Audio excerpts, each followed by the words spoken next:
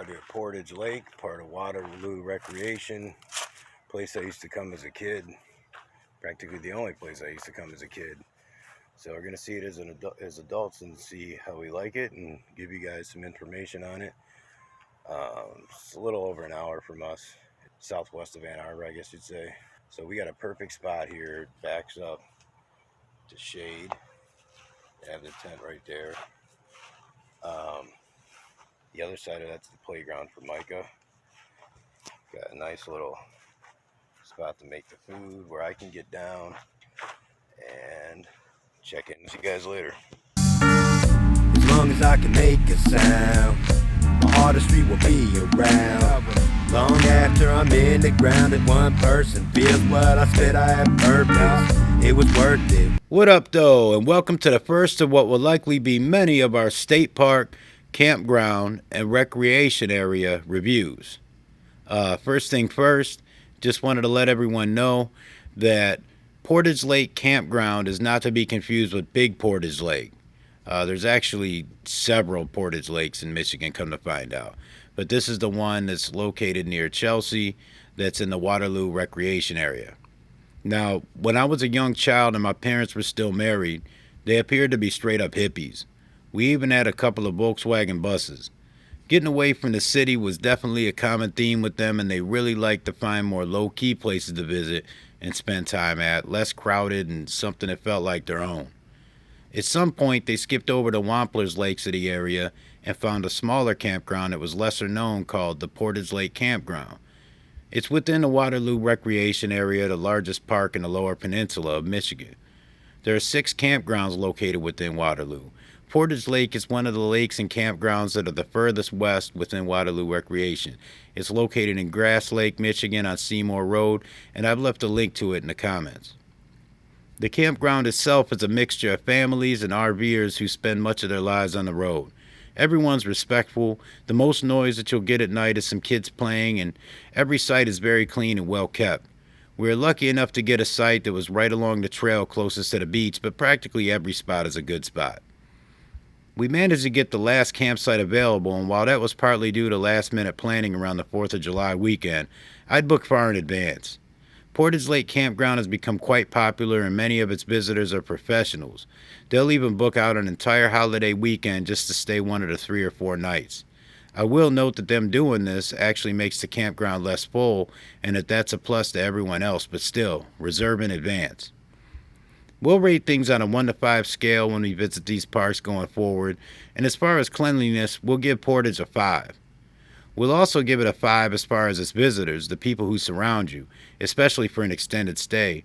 It's quite important, and I don't think that you'll experience much rowdiness or dirtiness from people or families or couples who camp at Portage. When it comes to the actual swimming lake, that is where Portage really stands out. The water is extremely clean, and the lake floor isn't going to be mushy or sharp with shells. None of that. It's mostly tightly packed sand, and its drops, which aren't really going to come until you're right up on the buoys, are predictable, so this is a safe place for kids to swim. I've swam here probably 50 times in my life and enjoyed every trip. The only negative may be the constant boats. Portage is definitely a boating lake. So you're going to get some waves and noise, but honestly, we love the waves, and the noise isn't anything truly negative, so we'll give the swimming in this lake a 4.5. Now, I've become a very active novice fisherman. A nearly terrible one, but very active. I look forward to fishing on our little excursion, but sadly, unless you got a boat, fishing is nearly non-existent here. The small fishing dock has been wiped out, I'm not sure why. Where you can wade out, in the area the dock used to be at, it isn't going to catch you much because of the boat traffic. I tried near the boat launch on the other side of the beach, but there's not much going on there either. I ended up trying other area lakes early one morning and couldn't find much fishing, though everyone in the area talked about how great it is on a boat. Meh. Well, I'll realistically have to give a 1 on the fishing. But back to the campsite and other amenities. The sites are large, which really doesn't matter to us because it's usually just the 3 of us in a tent, but they've got nice large fire pits, you've got a picnic table, and many of the sites have electrical hookups. We'll include amenities and site into one category here, and I'll add that Portage has both restrooms and showers that are large and clean. The only thing that I'd like to see added would be grates. you know, those grills that are built into the fire pit, but we'll give it a 4.5 to the site and amenities. Now, the last category that we'll cover is wildlife. You can't get much better than having an opening to the Waterloo Pinckney Trail that wraps right along the lake and it's easily accessible from a couple of different places. There are lots of wild birds, which I'm a big fan of, as most watchers of the channel know, and a few places where kids can catch small turtles. You know, you got to see the small puddle-like area near the old fishing dock for that, and frogs and toads just about everywhere. There's a smaller, wider trail right near that old fishing dock area, and tons of cool nature sounds everywhere.